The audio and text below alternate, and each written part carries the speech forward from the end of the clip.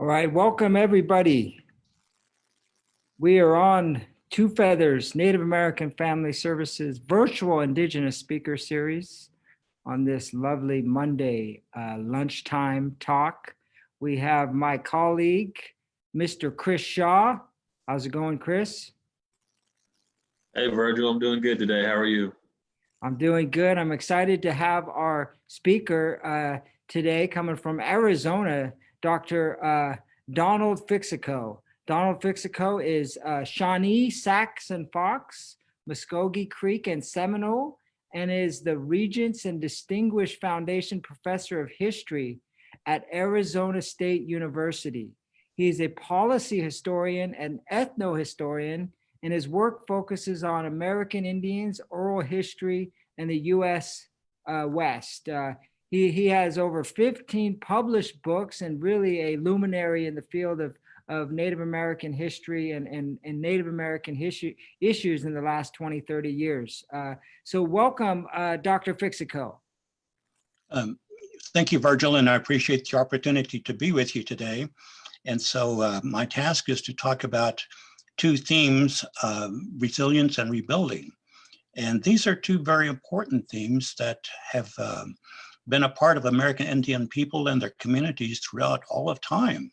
So one of the books that I wrote is called, actually my wife calls it, she calls it the railroad book because it's R&R. And so it's Indian Resilience and Rebuilding. So it's the two R's. But this particular book is about the 20th century. And so when you think about the 20th century, there's a lot of ups and downs. And so it was the first decades. And what really inspired me to write this book was to think about the fact that at 1900, the end of the 1800s, and the turn of the 20th century, that the Indian population had dropped below 238,000. That's throughout the entire US. So that many people left from, well, about 5 million. If you take the lowest estimate at the arrival of Columbus, scholars say about 5 million, on up to maybe about 15 million or even 25 million. But less than 238,000 at 100. There was the kind of the idea circulating, and American Indians were called the vanishing race. So from this idea of the vanishing race, and there was a push by anthropologists to go to Indian communities and to start collecting ethnographic data, oral history stories, and writing about ceremonies and anything that could, because the idea of no more American Indians, that was what was on the mind of a lot of scholars at the time. But from that point, and I thought, well, why is it that in the 20th century, that a lot of people don't know very much about American Indians? I mean, we're here, we've always been here, but we've been marginalized and really kind of left out of the story of American development in the 20th century. So I thought about writing this particular book because, you know, I grew up in Indian country, or part of Indian country in Oklahoma, and there are 39 tribes there. In California, there's like 109 federally recognized tribes. And when you look about throughout all of these Indian nations, and there's close to 600 now, they're doing things. I mean, they're doing something. And what is that? What is it that something that is in them to be successful? So the first decades of the 20th century was literally hanging on. A lot of Native people went to boarding schools. A lot of them stayed in their tribal communities. We had to go through World War I, like everybody else did. And so in coming out of that, then there was a lull. The roaring 20s were good for everybody else, but kind of, you know, Native people didn't do a whole lot. They kind of hunkered down in their communities. And so it's during those decades of the early 20th century that it was really kind of survival and endurance and kind of hanging on. And so that hanging on, or that resilience, is what Native people have, and they've always had that. So surviving and resilience the first decades until about World War II. And then in World War II, you have a lot of Native participation in World War II, about 40,000 American Indian men and also women who served in World War II in various capacities. And coming out of that, then you begin to see, the communities begin to rebuild. Now, there was the 1934 Indian Reorganization Act, which enabled the tribes to imitate the federal government's organization of a constitution, a Congress, etc. And the United States government wanted that and implemented it as a federal policy so that you be like us. Well, Native people did make their communities like that, but not completely. And so by borrowing that format of the United States government and implementing in their own modern tribal governments, you have the kind of the beginning or the prototype of modern Indian tribal governments. So that was a huge step. And then you have the Indian activism in the 1960s, and that comes out due to the frustration of the relocation program that was implemented in 1952. Also, there was something called termination implemented in 1952 as well.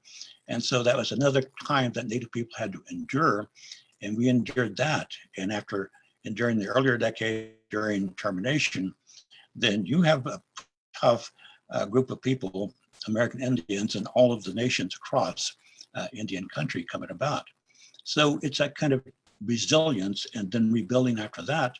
And today we have some really successful tribal governments. Now, I want to go back and talk a little bit about and suggest that, when we do things, we talk about two kinds of change. And one is a change by force.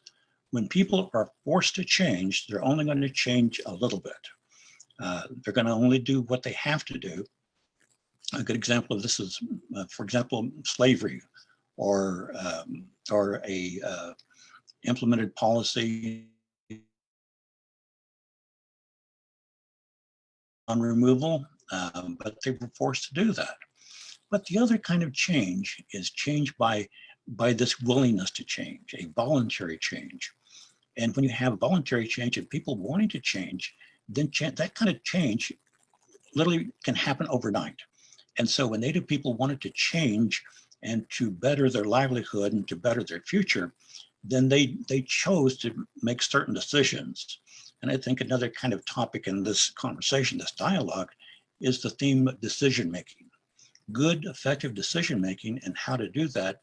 And Native people learn to do that from their own kind of thinking and their own worldviews and values, but also culturally appropriating what they needed from the American mainstream and incorporating that into their own tribal communities. So cultural appropriation is really kind of a tool.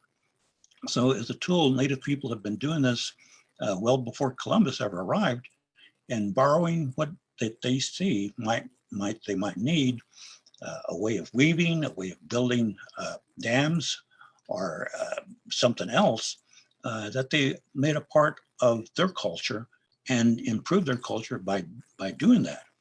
But at the same time, not totally going away from their culture, but retaining their identity at the same time. And so that's a really important point of how much do you borrow so that you don't change your core values, your core worldview, and your identity and who you are. So cultural appropriation is a very important point. Decision-making is a very important point in this big kind of saga of survival and endurance and resilience to rebuilding to a greater peoplehood among Native communities. But in all of this and using these tools, then there's a very strong kind of sense of community. And that sense of community is working together. Now, there's also different kinds of economies. And the economy that I want to mention today is a moral economy. And in a moral economy, that means that the community works together. Everybody's within that moral economy. It's within the community. Nobody starves. Nobody goes hungry. Everyone is a part of that community. It's the good for the overall. So that idea is really kind of the basis of most of Indian tribal communities and nations. Of the community comes first because your identity comes from that community. You have a sense of belonging to that community, and the community is really kind of set up so that you're needed to be a part of that community to perform a certain role. Young men doing certain things, learning how to hunt, women learning how to keep their homes and everything, and maybe farming and things like that, as different tribes, kind of establish these different sets of responsibilities for the young, middle-aged, and even for the elderly people. So every role. But even within that, the Cherokees, for example, have a term called Gadugi. And Gadugi really means kind of working together. Like any kind of community where that there's a need for something to be done, like building somebody's house or a wall or a garage, or helping to plant or harvest corn or something like that, then that kind of community feeling called Gadugi went and did that. So elderly people needed more help. So this kind of feeling of togetherness that the Cherokee referred to as Gadugi did that. The Lakota people have something called Taospa, and Taospa means kind of the family unit. And so that family unit is really kind of a sense of belonging and a kind of a cohesion of belonging together. And so you could depend on somebody in that Taospa to help you so that you were not always by yourself. One of the worst things I think for Native is to be by yourself, to be disconnected. So through Taospa and through Good, then you had a sense of belonging to a larger group, and that meant secure comfort. You were not alone, especially in dangerous situations. You always had something or somebody with you, with that feeling of Gadugi or Taospa or something like that.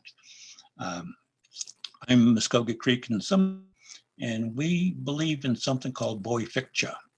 And Boy Ficcha means kind of the spirit of life. When you look at all of the native languages, then there's no word called sovereignty. There is kind of a way that the Navajo believe in a beautiful life, walking in beauty.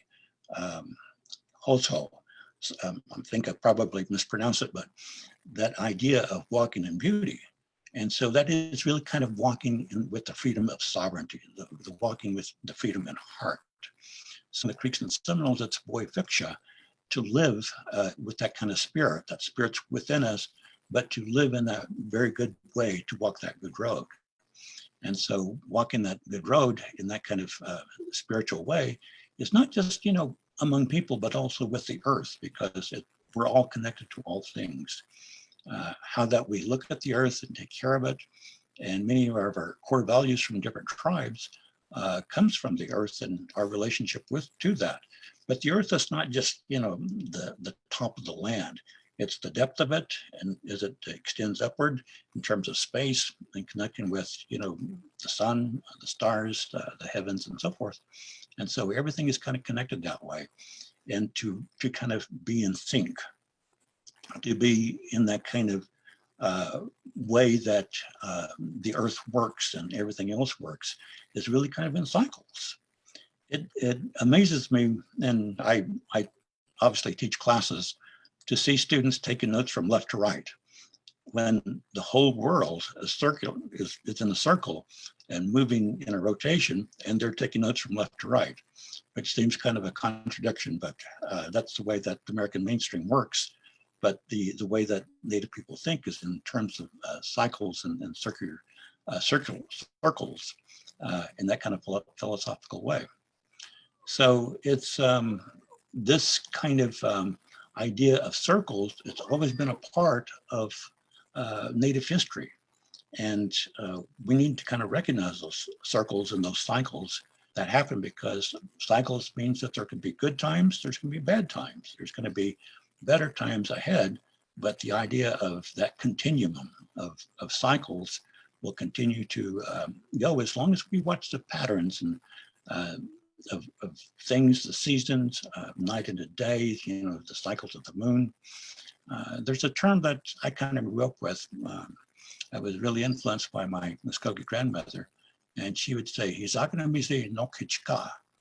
And what that means is Hizakanamizi is the deity that provides breath, the air that we breathe in and breathe out, to a whirlwind, to a tornado, to a storm, even to a song, or the birds singing a song. That's the breath that is kind of determined by Izagna.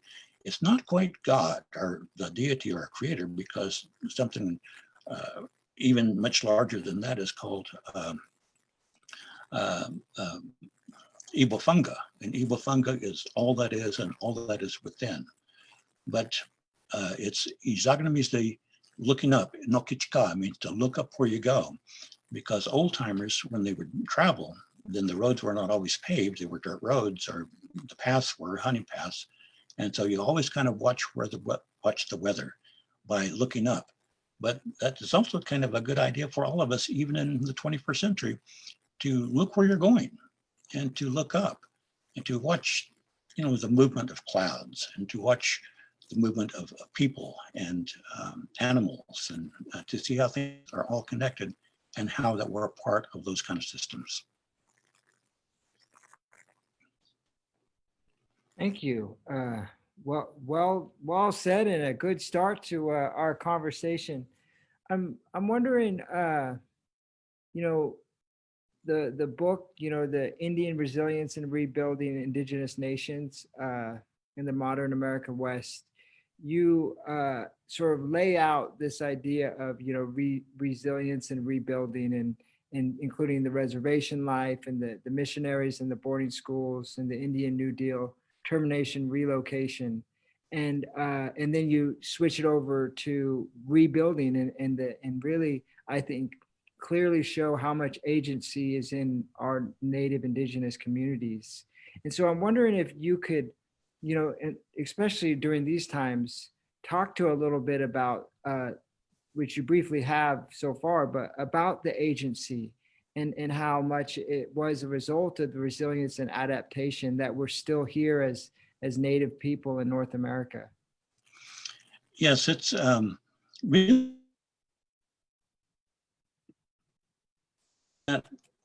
as people, just people in general, animals, plants, it's really reaching out and really kind of moving forward. And American Indians need to kind of continue to reach out to make their lives better. In the old days, when you would reach out to go hunting, you would reach out and get up and go out and work the fields to raise corn or whatever it may be. And so it's movement. But in movement, it's always kind of watch people around you, watch life around you, watch the rivers and the mountains and the weather and all of that. Because if you rush pell-mell into something, you're going to put yourself in danger and not realize that danger is around you. You can create problems for yourself that way. I grew up with an old kind of Muskogee Seminole saying that to solve problems is really to take the approach of problem prevention. Do the things that you're supposed to do so that it does not allow problems to happen. So if a problem does happen, then go to an elder, find somebody who's already kind of experienced that and found an answer to that, or to learn from their experience in dealing with that problem. So it's really kind of taking care of things in a good, positive way. And yes, there is a kind of a karma, I believe, so that when all things are in sync, you will actually kind of experience that in a very kind of positive way, especially when everything else may be so kind of negative. Be the positive person, be the positive leader, and do it with dignity and respect for everybody else. Thank you. And before I turn over to Chris to ask a question, I'm wondering, we have some Native students that tune into our speaker series, and I know part of some of your work is talking about your own story and yourself as a Native person going to college. And so I'm wondering what have you learned, and now you're a professor, and what have you learned over all these years of getting educated in the non sort of Native institutions such as Arizona State? Like what, have you learned, in any sort of recommendations or thoughts to those Native college students out there?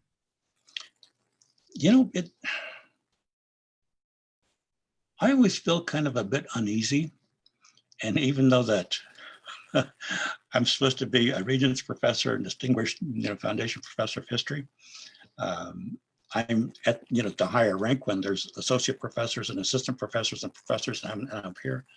But it's always, I think, about being a Native person and being around non-Native people. And I have to learn to be more relaxing and to be more trusting. I suppose it's always kind of that feeling or that situation of always being surrounded by non-Native people and teaching non-Native students for the most part.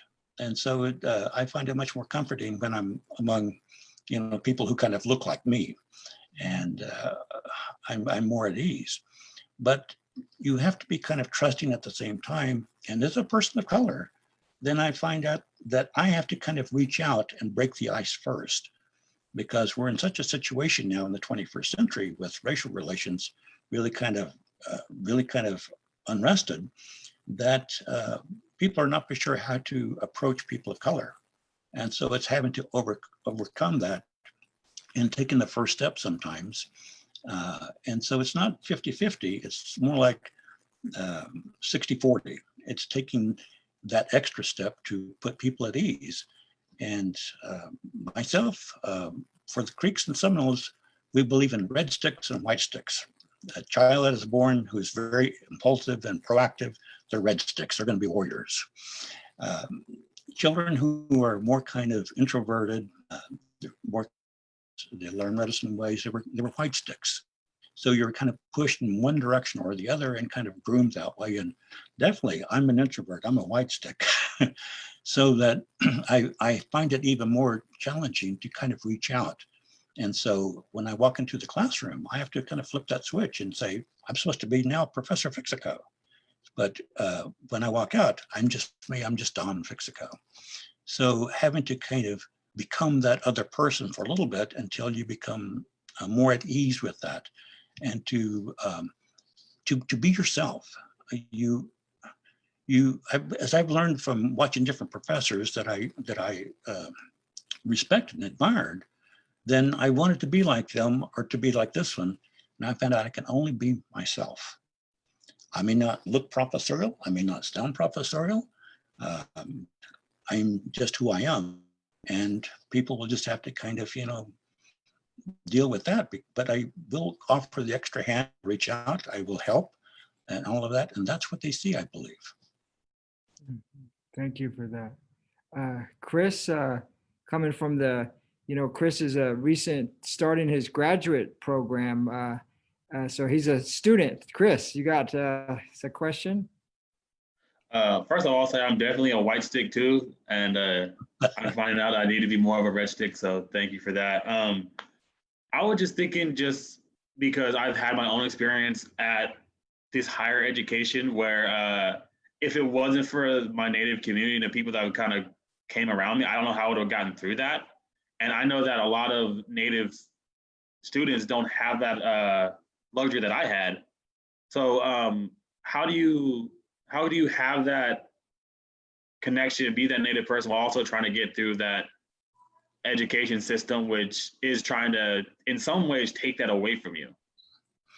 You then, Chris, I think, and I've had to do it myself sometimes, is to then almost create your own tribe, create your own kind of community. Find somebody who's a good friend, and it's really not really kind of making a tribe. Yeah, you can say Benedict Anderson and Imagine Communities, which I tend to refer to sometimes, but it's really making friends and really kind of forming allies and alliances. Native people did that a long time ago. You might be of a different tribe, but then you're working and living with another tribe because there's a lot of intermarriage and all of that. But we can now make tribes or make communities with non-Native people and kind of get them to come into this kind of peoplehood or community that we want to be. And so the idea of tribe, even though that it's a pejorative anthropological term, the John F. Kennedy years used it as the best and the brightest. That was the tribe. And so if you have your own tribe and say, well, there they go, and you're one of them, well, as you move and you have a friend and who's an ally, who's close friendship, and another person like that, then that creates that kind of cohort and that bond. And then you almost become a tribe yourself. And that's where that Native people, we can kind of connect with people like that. And I think that will tend to help. And the really kind of interesting thing and intriguing about all of this is with social media. So you can literally form a tribe or a taospa or a group on the internet. And you may never meet those people, but there's that kind of connection, that bond. And so trying to find certain individuals that you can create that bond with. Hey, that's great. And then as a follow-up, you talk about the finding your own tribe. I find that really like that hits me as someone who is what's called an urban native. There's someone who was trying to find out who they are in a big city with a bunch of other people, because I'm from the Bay Area. I'm from where a lot of people are from. So I'm trying to find that tribe, whether it's of Native people or non-Native people, is really, really big for me.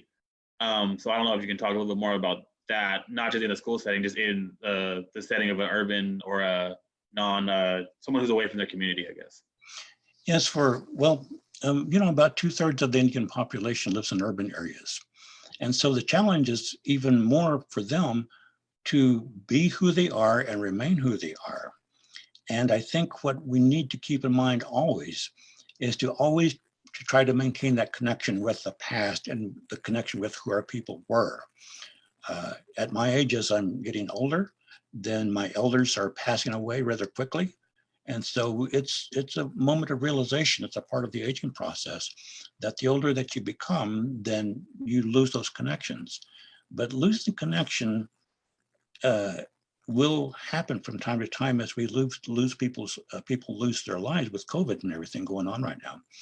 But keeping connected to the past and to the culture and to the ways, and especially the language, even if you don't speak the language, and try to understand as much about the language of your people as much as possible, and about ceremonies and things like that, and photographs. One of my books that I wrote years ago, the term is Hamad Migadat. And I couldn't use that in the book title. What that means is that's what they used to say. And that's the title of the book. So it's about anytime that you would say something, then you would kind of end what you said with Hamad Migadat. That's what they used to say. And so even by just something like that, I teach something like that to my son. So when I end our phone conversation with Hamad Migadat, well, he knows that's what that means. So those little things like that we need to kind of keep up. And we don't necessarily have to know the language, even though that would be best, but to understand the intent of the language, because what supersedes language is understanding. And by understanding the ways of our people and the customs and the ceremonies and things like that, I think that's really good to pass on. And I had a follow-up, Don, to, you've written, over 15 books, and, whether it's Indian resilience and rebuilding and rethinking American Indian history. And but the one book we talked about before we got on here live was the American Indian Mind in a Linear World.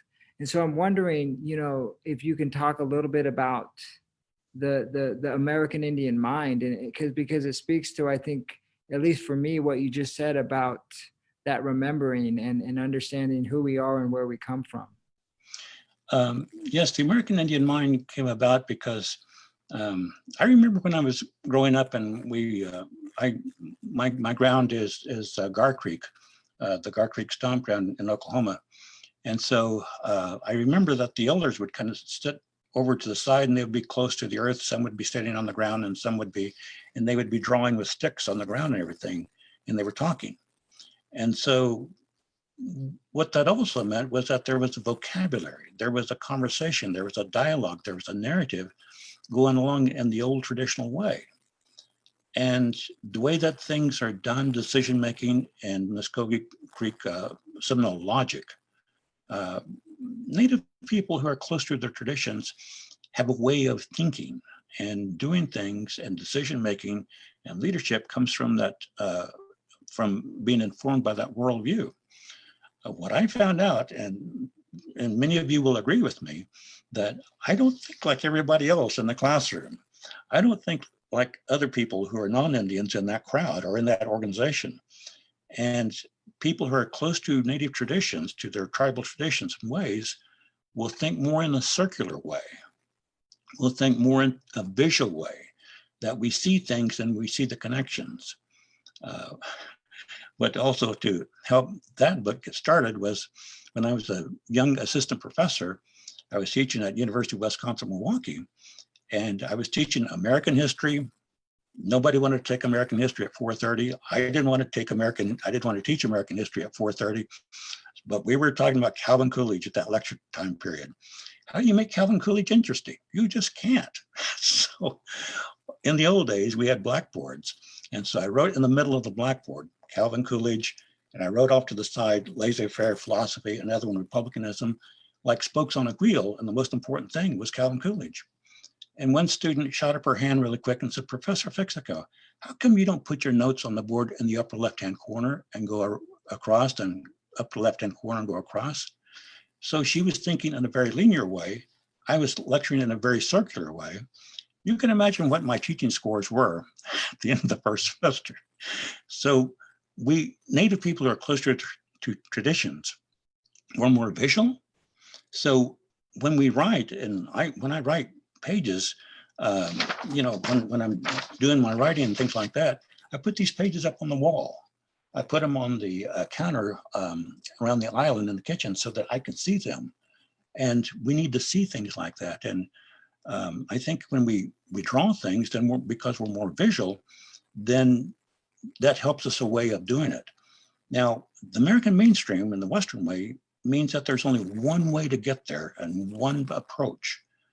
Well, if everybody thought the same way, we would focus down, narrow our way of doing things, and that's the only way to do it.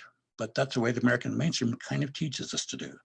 What we need is people who think outside of the box. And if you take something and you look at it in different ways, the Chinese have a different way of looking at it. The French have a different way of looking at it. American Indians have a different way of looking at it, and we need to do that.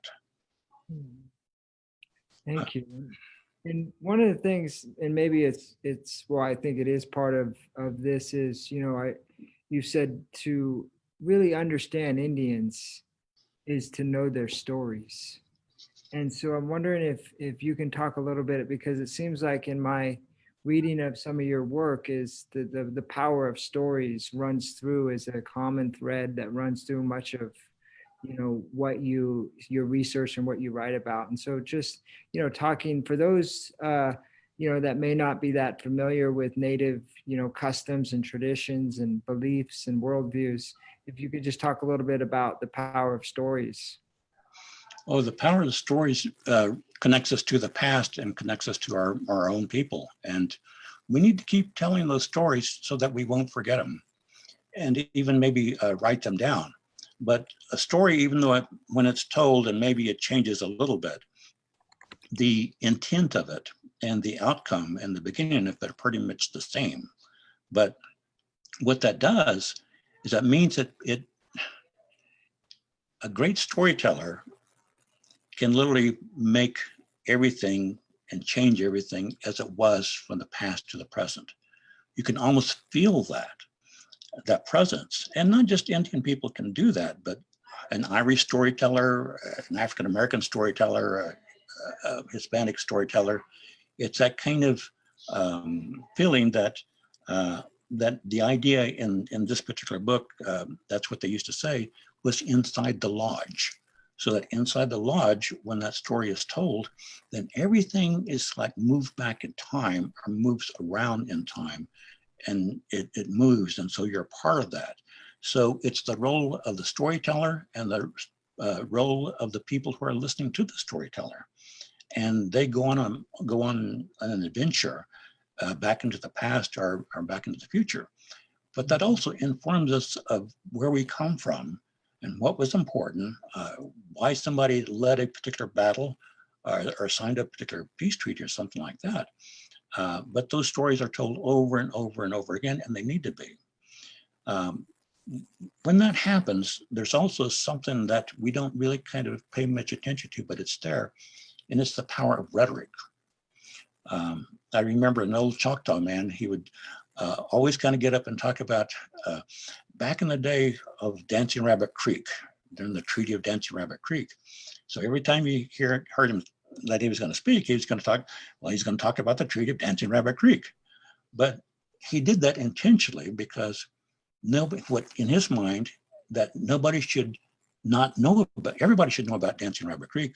And it was so important that you heard it. Well, if you didn't know enough about it, you'd go look it up. So his message was the Treaty of Dancing Rabbit Creek. But see, that's the power of rhetoric and stories being told over and over, and that helps us to remember who we are. We as Native people, we have lost some of our ability to remember the past, to remember the stories. But somebody who's really a good listener can hear a story and it stays in their mind. But how do we do that? We recreate that in our vision of that story. So a picture forms and everything transforms like a movie projector, and we record that, and we're able to tell things like that. And is this at all part of what you mean when you say rethinking American Indian history? Is this at least in part, or is that different? Well, it's in part, but the book that you're talking about is, I don't have it here with me. It's called, well, here it is. Yeah, it's this one's called Call for Change. But that book, and I'll explain it quickly in about 30 seconds if I can, that if you take the equation of Indian-white relations, then over 40,000 books have been written about American Indians. But it's a binary approach. And so that 40,000 books, and now the scholarship is on how that they shared in boarding school experience or battles where that Indians are also partners. But if you turn that around, then from the Indian side, the non-Indian approach is the first dimension, the middle approach is the second dimension, and the Indian approach is the third dimension. It's really the first dimension. And in that first dimension, you can take maybe one tribe like Navajos or Creeks or Mohawks or so forth, or Yurok, and then put that relationship with the white community, but also with the Lakota, or with the French, or with the Spanish, with the plants and the animals, going back to Calvin Coolidge, then you have these relationships going on. And so Call for Change is to look at Indian history of the human relationships and non-human relationships altogether, because the way that Native people think and work and I think live and all of this is looking at all of their relations. So basically it's looking at Indian history in a much fuller context. Yeah. And well, that was looking at Indian history in a much fuller context. I think, one of the questions I wanted to ask or for you to talk a little bit more about is, in the book Indian Resilience and Rebuilding Indigenous Nations, you have a whole chapter on casinos, and you share the story about the Seminoles and Billy and the Pequot, and I feel like you frame it in a really good way in the sense of around self-determination and agency, and I think on the consciousness or the awareness of non-Indigenous people in the United States. The casinos, when you say Native Americans, people say casinos often when they think of natives in these times. And so I'm wondering if you can talk a little bit about that specific chapter and really some of the takeaways that you believe are important for us to understand around casinos for not only natives, but those people that are working within or with Native communities. What inspired that chapter was for American Indians, for Native people to know their values, but then to learn the values of the mainstream, and then to buy into the values of the mainstream, and knowing that the mainstream likes to win money, and then using that as a tool. Casinos are a tool, and the Seminoles in Florida and all the other casino tribes have learned that, to use that as a tool, and also the rhetoric and the advertisement to go with it.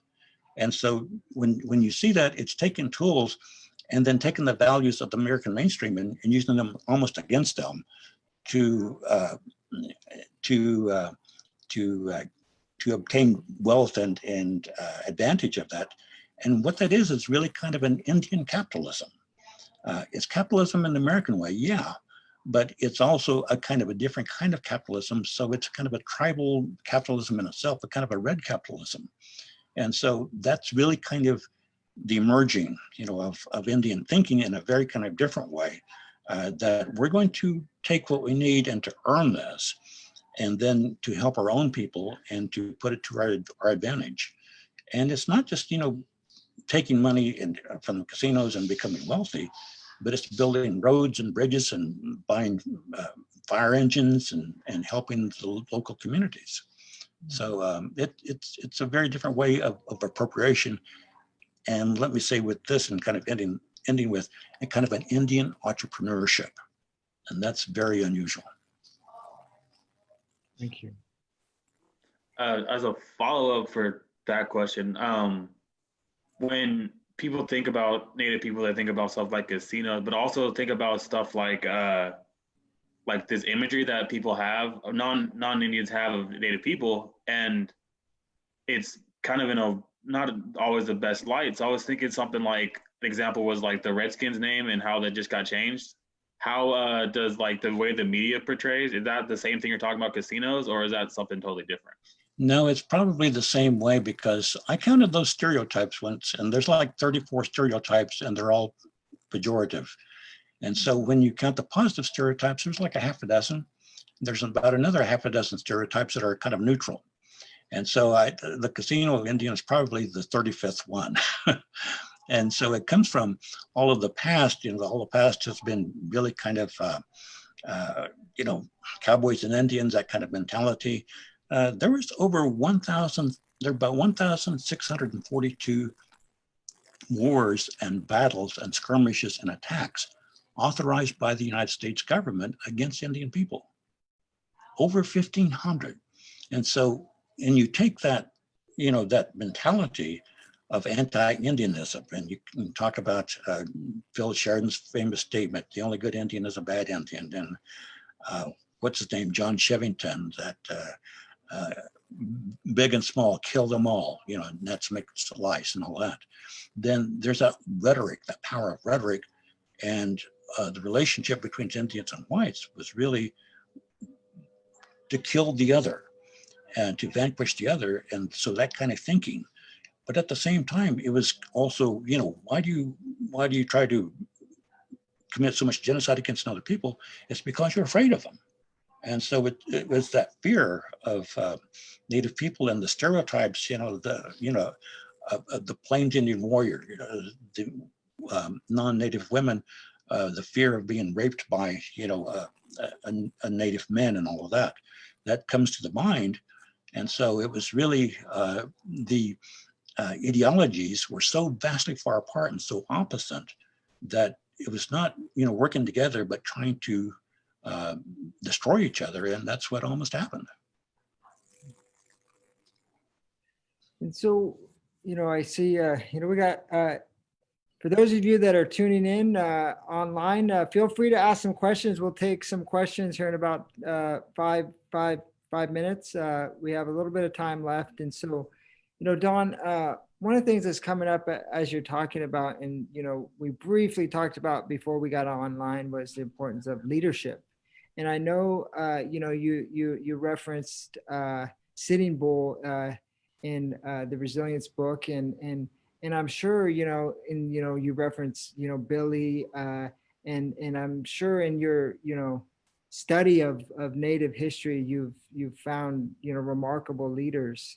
And so I'm wondering, what are your thoughts about Native leadership in today's times, and what we need to consider to continue to promote this idea of survivance and really the thriving of our Native communities?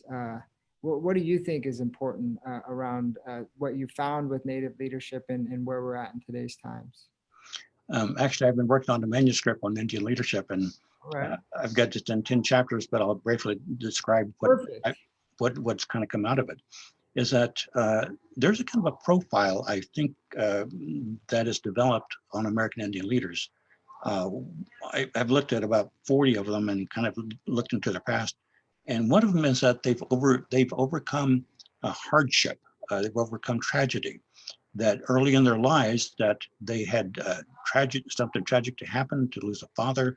You take Geronimo, his entire family was wiped out, including his mother, at the age of 17 when he was married.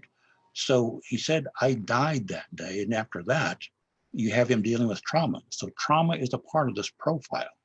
Tragedy, trauma, and overcoming that. And if you overcome those personal tragedies, everything is a piece of cake after that. I mean, you'll be faced with, challenges. Decision making is important because in all of Indian leadership, then decision making, but how do you make that decision and who do you make it for?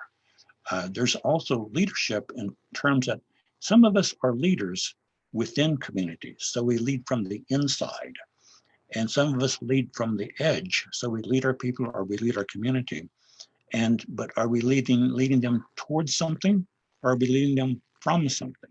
So that question has to be kind of asked, what are you leading the people to? What I think the most difficult challenge for Indian leadership is when you lead your people and you're representing them, the community, but in Washington, D.C., or from afar, and you're removed from their support. It's much more challenging to be a leader when you're far away and you're the only person, or you have like 2 or 3 friends from the community with you, because you don't have the support of the community. So it's leading within, leading on the edge, or leading from far away. And who are we to be? Some of us are leaders by example. Some of us are leaders by a group. What I also know that is very important is to be a leader is to be articulate as well you can be, and to be informed. And to be informed, not just of your own past and your own culture, but of the other side. Vine Deloria Jr., it's amazing, I think one of our geniuses among American Indians, he would pick an argument with you sometimes because he already knew where you were come from because he had read the books and literature that you knew. So he knew your culture, and he also, when I first met him, and I said, I'm Seminole and Creek and Shawnee and Sackmanfox, he said, oh, you're part of those 2 paralyzed tribes, aren't you? Instead of the 5 civilized tribes. But he was wanting to know what I was going to do. And he already knew so much about my past. So to know the other, to know the other person's history, their culture, and everything is a part of leading.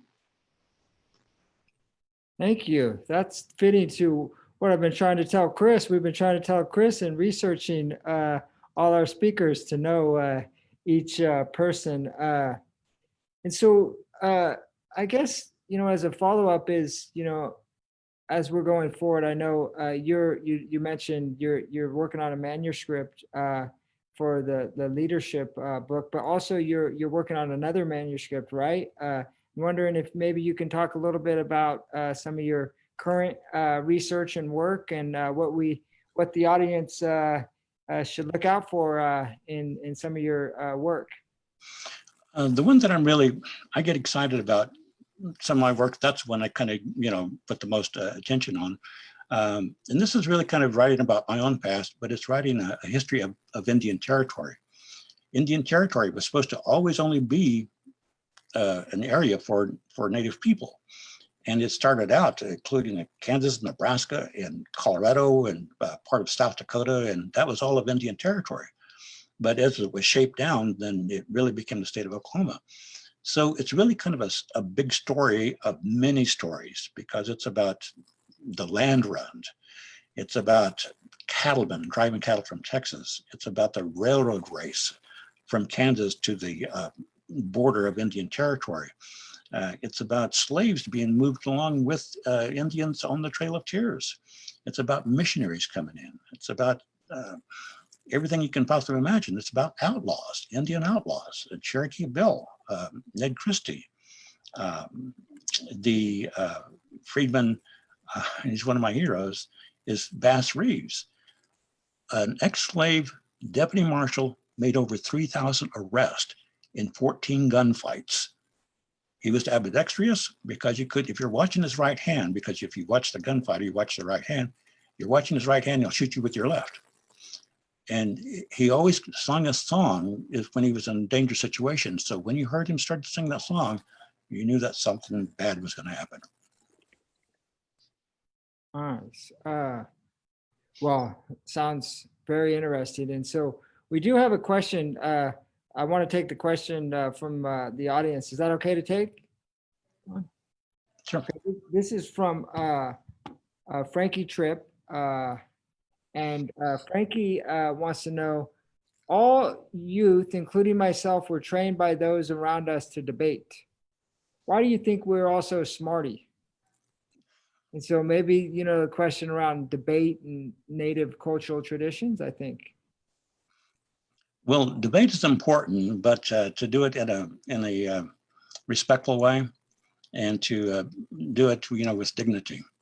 One thing I think that we've lost as Native people, and sometimes I lose it myself, is, you know, the dignity and respect, you know, and we need to remember that as who we are as Native people altogether.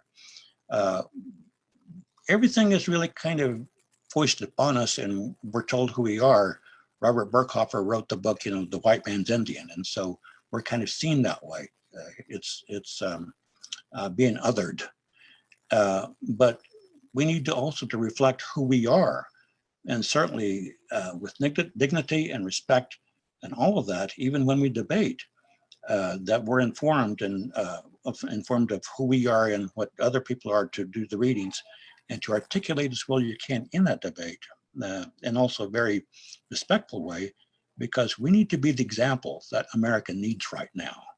There's so many people who get away with saying things on the internet and the social media, but we need to be the example to respect ourselves, because when we become like other people, then we've lost that dignity.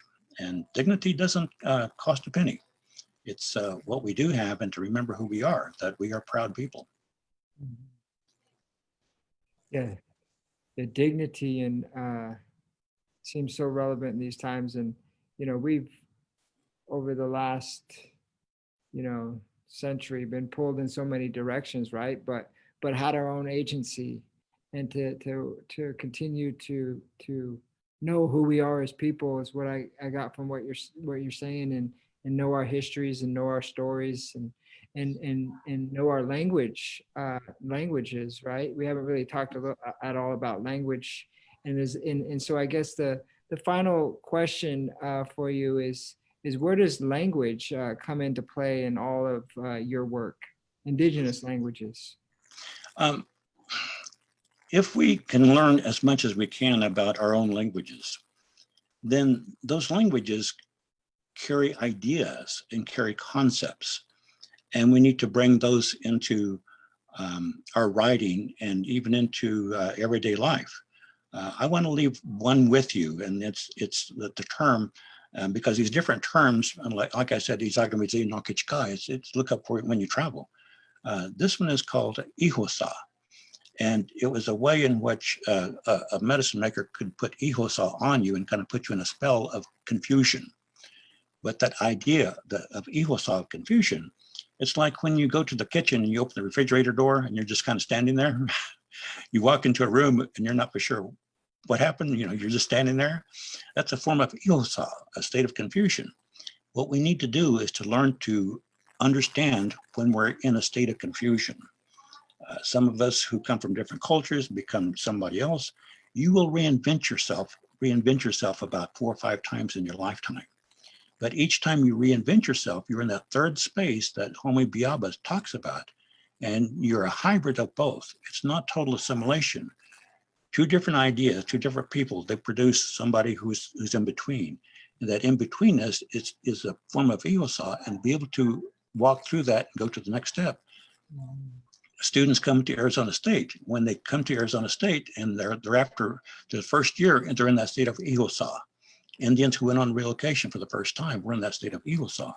But to recognize what you're walking into, it's a form of danger, confusion, because within that, what Homi Bhabha talks about is denial, there's frustration, there's anger, and the worst thing could happen is self-doubt and self-destruction. To be in that state of ihosa and not being able to get out of it is, you can literally, people have taken their own lives because they were totally confused. But to recognize, and the old timers would say, that's a bad area to walk into. And if you have to walk through that area, don't dilly-dally around. You know the edge of it because you can feel it. Your amygdala starts going crazy, and the feelings of fear is to go straight through it. And if you have someone to go with you, to go straight through it, because we'll come across these negative zones in life.